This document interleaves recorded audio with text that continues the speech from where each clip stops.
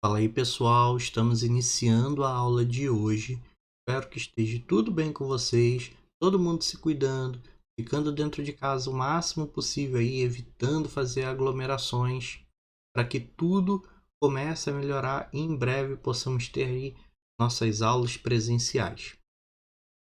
Hoje, seguindo aqui uma série de revisão que eu tenho feito, estaremos falando sobre função, tá? Função de uma forma geral, relembrar o que significa função.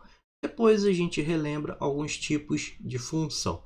Eu separei alguns exercícios, conforme eu vou fazendo aqui eles, explicando para vocês, eu aproveito também para explicar a matéria, para relembrar, revisar essa matéria. Então, bora começar? Vamos começar aqui pelo número 1. E o número 1 fala o seguinte: que para fretar um micro-ônibus de excursão com 16 lugares, paga-se ao todo R$ 1.600. Essa despesa ela vai ser repartida igualmente, tá? Ela deverá ser igualmente repartida entre os participantes. Primeira coisa que nós iremos fazer, né? Letra A, completar a tabela abaixo com os valores que faltam. Então você já pode observar que o que está faltando aqui, ó, é a quantidade aí que vai ser desembolsada por cada um, quanto de dinheiro, né? A quantia. Enquanto que na primeira coluna dessa tabela eu tenho número de passageiros aí, uma quantidade em cada linha. Bom, se essa despesa é repartida igualmente, basta então pegarmos o total que custa para fretar esse micro-ônibus e dividir pela quantidade de passageiros que vão utilizá-lo. Na primeira linha são 4 passageiros, então eu vou pegar 1.600 e dividir por 4, o que dá um total de R$ 400 que cada passageiro teria que desembolsar. Agora, repetiremos esse mesmo processo para as outras quantidades de passageiros. Então, fazemos 1.600 dividido por 8, que vai dar R$ 200. Fazemos também 1.600 dividido por 10, que dá um total de R$ 160. E, por fim, R$ 1.600 dividido por 16, que dá um total de R$ 100. Ok? Mas o que isso tem a ver com a nossa matéria? Tudo a ver. Função na matemática é quando você tem uma relação de dependência, de que para um valor existir, ele depende de um outro determinado. Ora, para que exista essa quantia de R$ 400 que cada um irá pagar, depende que haja 4 passageiros apenas nesse micro-ônibus. Da mesma forma que a gente pode falar que, se houver 8 passageiros no micro-ônibus, então a quantia desembolsada é de R$ 200. Você percebe aqui por essa tabela que para cada quantia desembolsada, 400, 200, 160, 100, existe um valor ou uma quantidade de passageiros. Ou seja, a quantidade que você vai precisar, a quantidade que o grupo irá gastar para fretar esse micro-ônibus depende do tamanho desse grupo, depende da quantidade de passageiros. Então, quando possuímos essa relação de dependência de um valor depender do outro, nós temos uma função matemática. Então, vamos colocar aqui a tabelinha completinha, tá? A mesma tabela que eu acabei de fazer, já com os valores aqui, bonitinho. Eu posso representar esses valores aqui que estão na tabela com uma outra linguagem, com um outro desenho. Eu posso representar através de um conjunto, vou fazer aqui, um conjunto aonde tem as quantidades 4, 8, 10 e 16, e um outro conjunto aonde eu tenho aqui valores 400, 200, 160 e 100. E aí nós percebemos que o 4 acaba gerando o 400. O 8 acaba gerando o 200, através daquela conta que nós fizemos na página inicial, né? Aqui nós fizemos essas contas e percebemos que para ter 400 nessa situação, eu preciso de 4 passageiros. Para ter 200, né? Tudo aqui em reais, eu preciso de 8 passageiros. E aí por diante. Um número depende do outro, ok? Essa relação de dependência aí que surge. Esses conjuntos na função, eles recebem alguns nomes que talvez vocês estejam lembrados. Eu tenho o domínio, que é justamente o conjunto com os números que eu vou utilizar para gerar outros, tá? Vamos colocar assim. E eu tenho o contradomínio, ok? Então, o meu conjunto domínio aqui são as quantidades referentes a passageiros e o contradomínio justamente a quantia desembolsada por cada um. Eu posso também utilizar letras para representar. Eu posso dizer que o número de passageiros é representado pela letra X, enquanto que a quantia é representada pela letra Y. Ou seja, o meu domínio tem os valores X, enquanto que o meu contradomínio aqui vão estar os valores Y, ok? Vamos colocar aqui uma imagem um pouquinho melhor? Sim, aí fica mais fácil da gente visualizar, que está organizadinho. Então, a função, ela faz um número se transformar em outro. O 4 virou 400, o 8 virou 200, o 10 virou 160 e o 16 virou 100. Essa transformação que a função faz, e aí função a gente vai estar representando com uma letra minúscula, tá? Geralmente é utilizada a letra F mesmo. Então, uma função f, o que ela faz?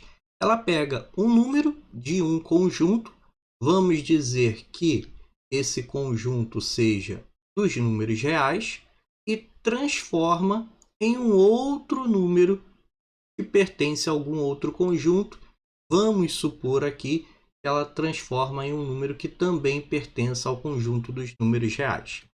Então, aquela frasezinha ali só com os símbolos que eu escrevi, esse f aqui então representa o nome da função, tá? O normal é que coloquemos f mesmo, mas às vezes existem mais de uma função ali na questão, e aí você pode ter a função g, a função h e aí por diante, tá? Então é uma função f que pega um número real e transforma em outro número real, ok? Ah, vai ser sempre assim? Não. Existem funções e funções. Você pode ter uma função que pega, por exemplo, um número natural e transforma em outro número natural.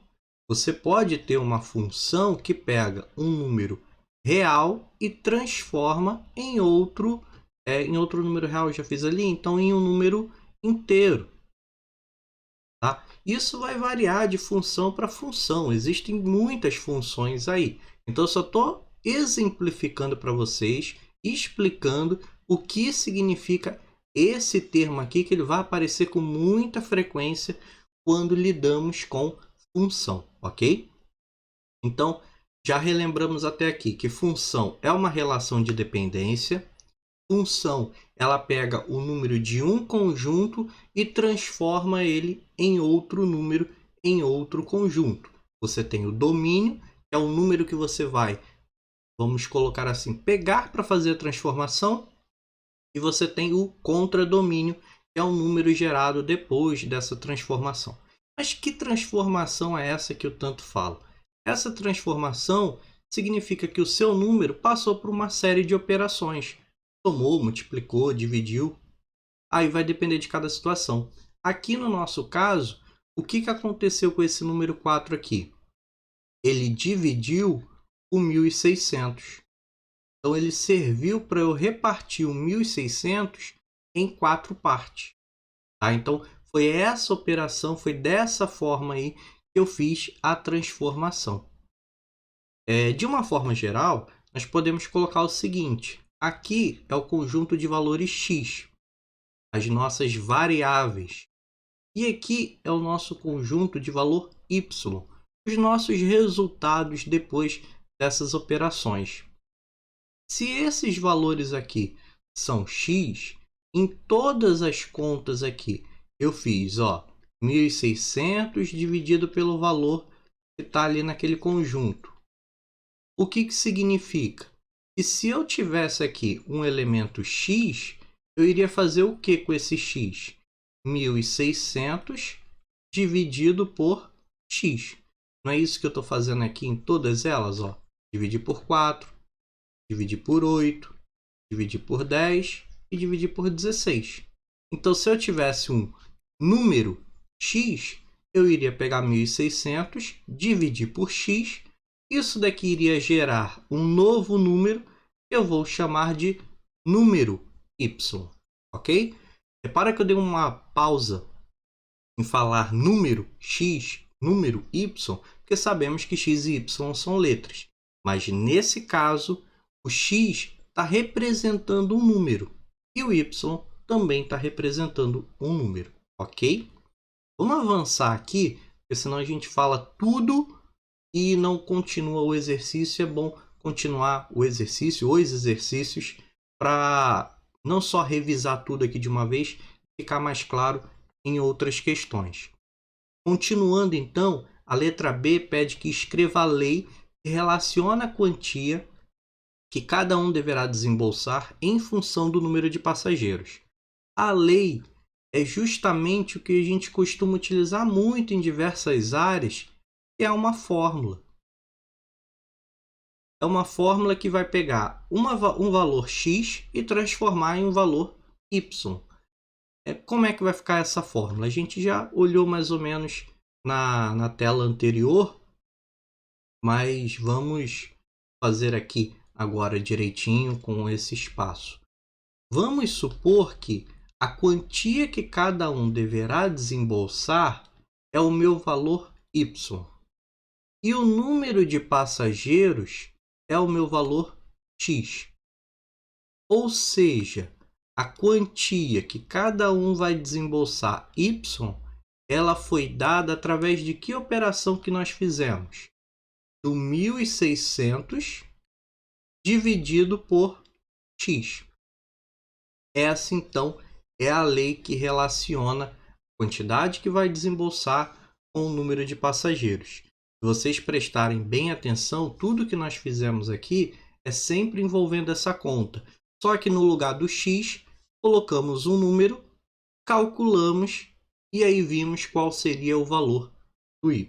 Ou seja, para obter o valor do y, dependemos do valor do x. Conforme o x muda, o y também irá mudar. Isso daqui é uma função que pega um número. Agora, o x é número de passageiros. Número de passageiros só pode ser quantidade natural. Não temos menos 3 pessoas, certo? Quantidade de pessoas ela tem que ser uma quantidade natural. E transformamos esse número natural em um número real. Por que eu vou colocar real? Apesar daqui todos os nossos exemplos terem sido inteiros, se eu pegar, por exemplo, 5 passageiros ou então 12 passageiros, vocês não vão ter quantidades inteiras, tá? Vocês vão ter quantidades que são números racionais e pode acontecer também de ter um número irracional. Então, por isso que é uma função que transforma um número natural em um número real. Tá? A resposta do exercício é só isso daqui. Eu só aproveitei esse pedacinho aqui para reforçar mais um pouco, ok? Vamos então seguir aqui no número 2. A lei de correspondência que associa cada número real x ao número real y, então aquela relação de dependência, né, que eu estou falando, sendo que o y é o dobro do x. É uma função que transforma um real em outro real e ela é definida pela fórmula y igual a 2x ou f de x igual a 2x. Então você perceba que tem duas maneiras de escrever essa lei aqui, essa relação entre x e y. Você pode dizer, você pode utilizar o y ou utilizar f de x, tá? Exatamente assim que a gente fala, f de x, ok? Então você pode escrever qualquer uma dessas duas formas que está correto. E aí eu quero que calcule o f de 1, o f de menos 1, o f de 1 sobre 2 e o f de 3 sobre 10. O que significa calcular o f de 1? O f de 1 significa o valor da função quando a sua variável é 1. No caso aqui, a variável é o x. Então, isso fica igual a 2 vezes 1. 2 vezes 1, 2. Ah, eu posso usar y igual? Pode, não muda nada. Iria ficar y igual a 2 vezes 1, que é igual a 2. Tanto faz a maneira como que você está escrevendo, tá? Só são formas distintas de representar. Vamos continuar usando f. Vai ficar f de menos 1, que é igual a 2 vezes menos 1, que é igual a menos 2. O f de 1 sobre 2 vai ficar igual a 2 vezes 1 sobre 2. Lembrando que aqui eu posso cancelar o 2 com 2, então isso é igual a 1. E por fim, o f de 3 sobre 2. Isso daqui, 3 sobre 2 não, né? 3 sobre 10. Isso daqui fica igual a 2 vezes 3 sobre 10. Posso multiplicar o 2 por 3, que vai dar 6. E embaixo repetir o 10. E aí simplificamos, porque essa fração dá para simplificar por 2, igual a 3 quintos. Ok? Então temos aí o f de 1, o f de menos 1, o f de meio e o f de 3 sobre 10. Os 4 cálculos que esse número 2 pedia. Então até aqui a gente relembrou uma boa parte do conceito de função. Lembrar que função é uma relação de dependência, fazer probleminhas como o primeiro, calcular o valor da função, que é só trocar a letra x ou outra em questão pelo valor, mas quando falamos em fração, também podemos representar esses dados através de um gráfico, que é o que iremos fazer agora no número 3. Construir o gráfico da função dada por y igual a 2x, a mesma função do exercício anterior, cujo domínio é menos 3, menos 2, menos 1, 0, 1, 2, 3. Então, o domínio dessa função são apenas esses 7 números. Tá? Não posso incluir nenhum outro número. Eu vou utilizar apenas eles.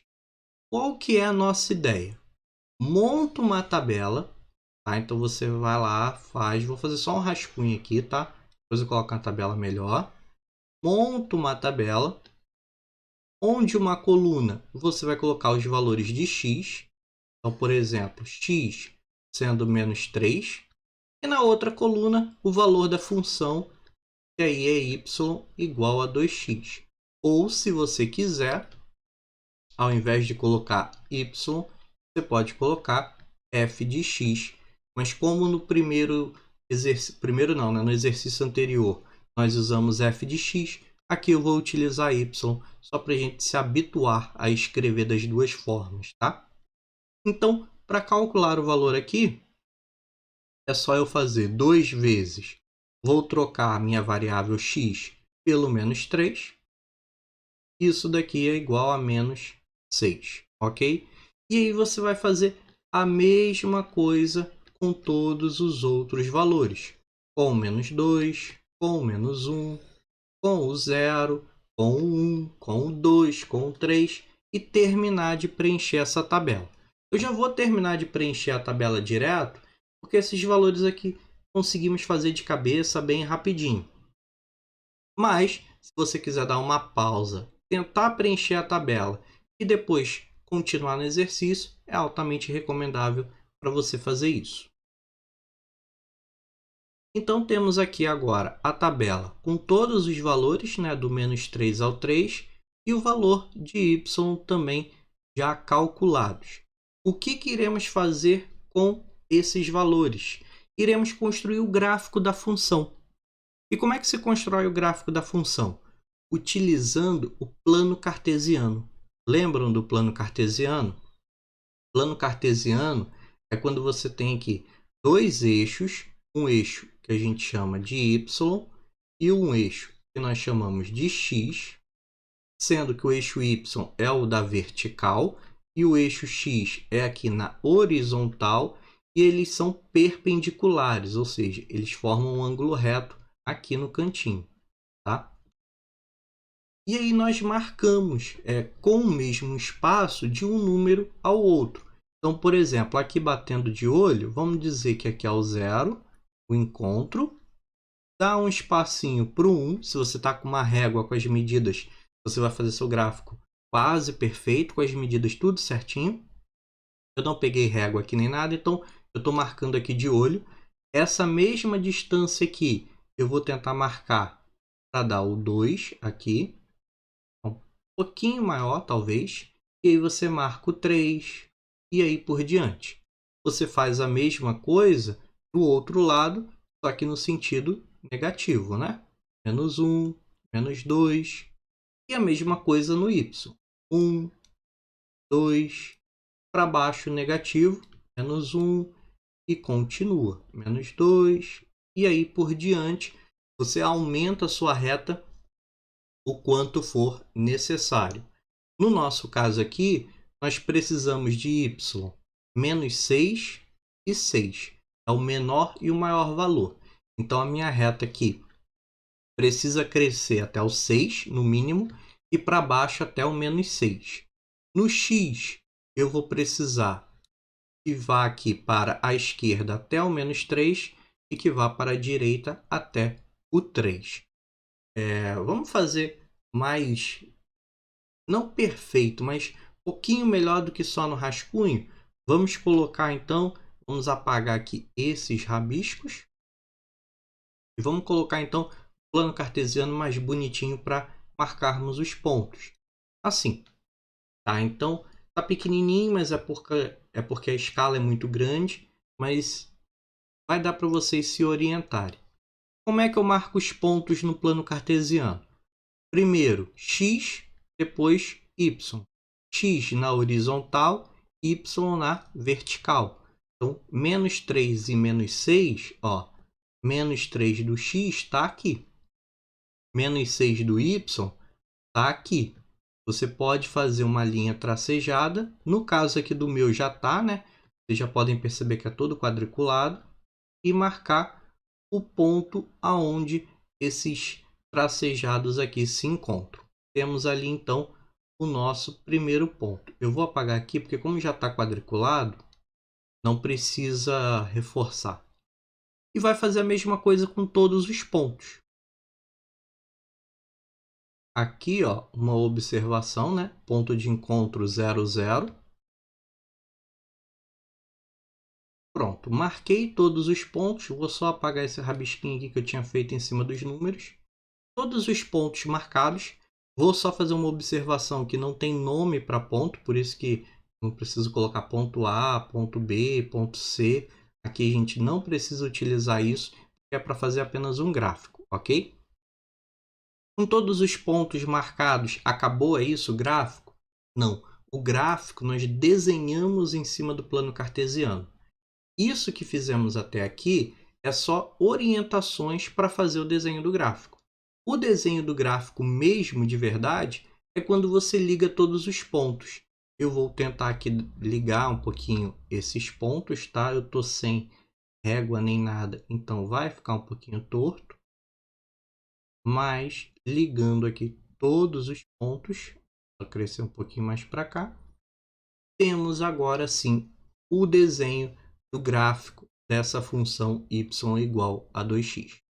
Bom, e com isso terminamos aqui esse início de revisão sobre função, tá? Deixando bem claro para vocês que tem muitos tipos de função. Nós iremos abordar algumas dessas funções nas nossas próximas aulas de revisão.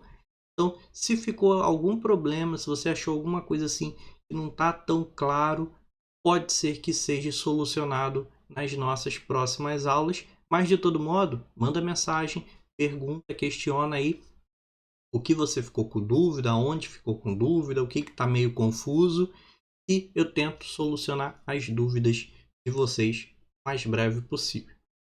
Voltamos ainda nesse assunto de função nas próximas aulas. Temos que falar muito ainda de função, que é um conceito essencial, fundamental e de muita utilidade na matemática e de forma geral. Bons estudos para vocês e até a nossa próxima aula.